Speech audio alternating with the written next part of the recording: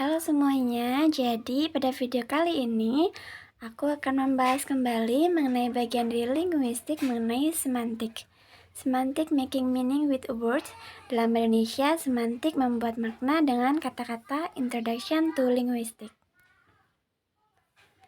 Nah, aku Neptus Richati dengan NIM 22111711104 dari kelas semester 2C PBI, English Language Education Department.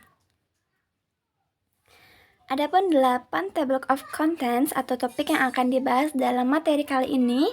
Yang pertama adalah apa itu semantik, yang kedua adalah semantik leksikal, yang ketiga adalah pengertian serta contoh dari sinonimi dan antinomi, yang keempat adalah polisemi dan homonimi, yang kelima adalah hiponimi dan hiperonimi, yang keenam adalah konotasi dan denotasi, topik ketujuh adalah meronomi dan holonimi, dan topik ke-8 adalah metafora dan metonimi.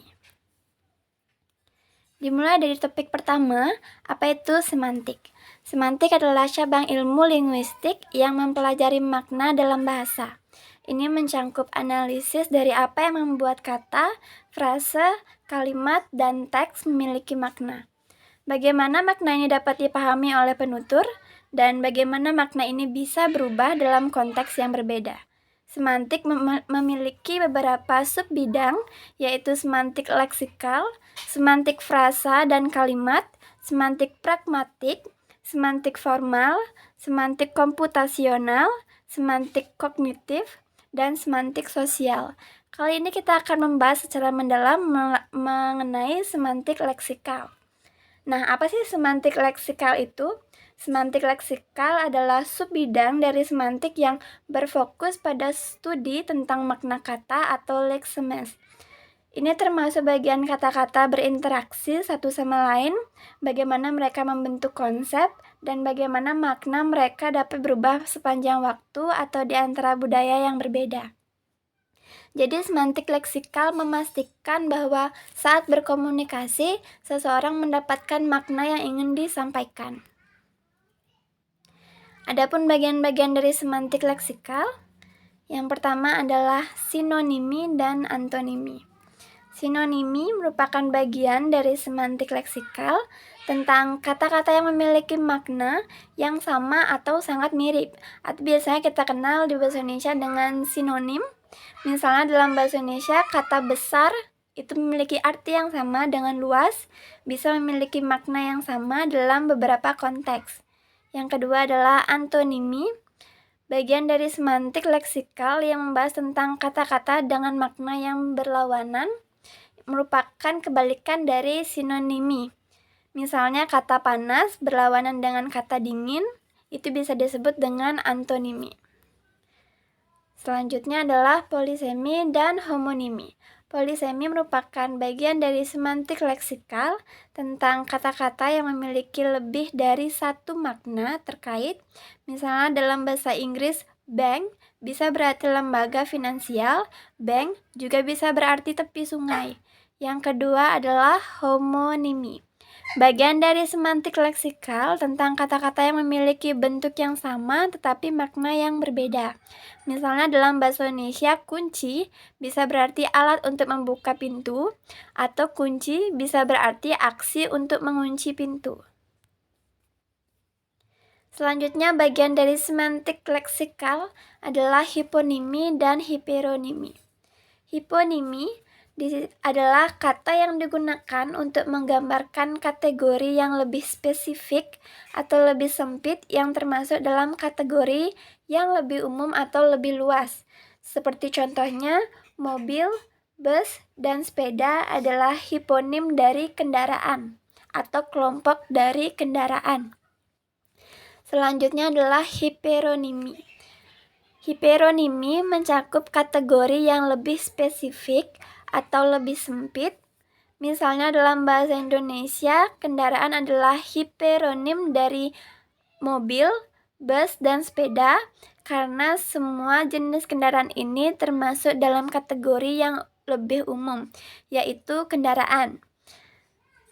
tentang kata-kata yang memiliki lebih dari satu makna terkait. Misalnya dalam bahasa Inggris, bank bisa berarti lembaga, tapi bank juga bisa berarti tepi sungai. Sedangkan ban dalam mobil itu disebut dengan hiperonimi karena merupakan bagian dari mobil tersebut.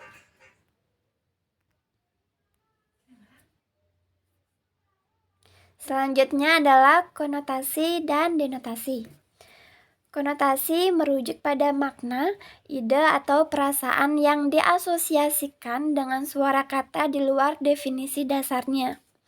Ini adalah interpretasi subjektif yang bisa berubah tergantung pada pengalaman pribadi, budaya, atau konteks penggunaan kata tersebut.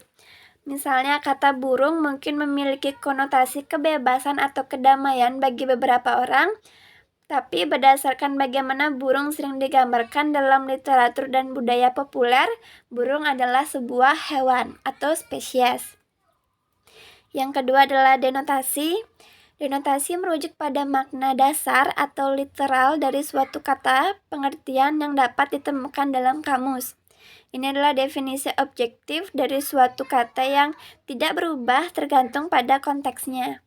Misalnya, jika kamu melihat kata burung dalam kamus, definisi denotatifnya mungkin akan merujuk pada hewan yang berbulu dan dapat terbang, dan juga memiliki sayap.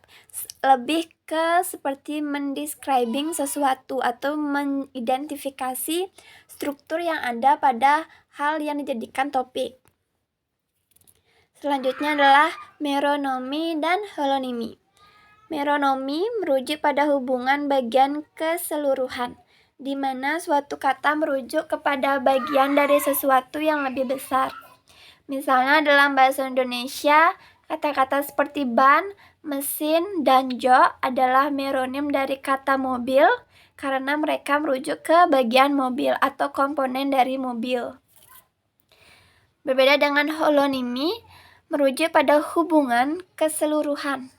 Jika tadi meronomi adalah bagian, sedangkan holonimi merupakan hubungan keseluruhan, ke bagian di mana suatu kata merujuk kepada keseluruhan yang mencakup berbagai bagian. Menggunakan contoh yang sama, mobil adalah holonimi dari ban, mesin, dan jok, atau komponen utamanya. Next adalah metafora dan metonimi. Metafora adalah figur bahasa yang menggambarkan sesuatu sebagai sesuatu yang lain untuk menciptakan perbandingan yang kuat atau mengejutkan. Metafora sering digunakan dalam sastra dan seni, tetapi juga umum dalam bahasa sehari-hari.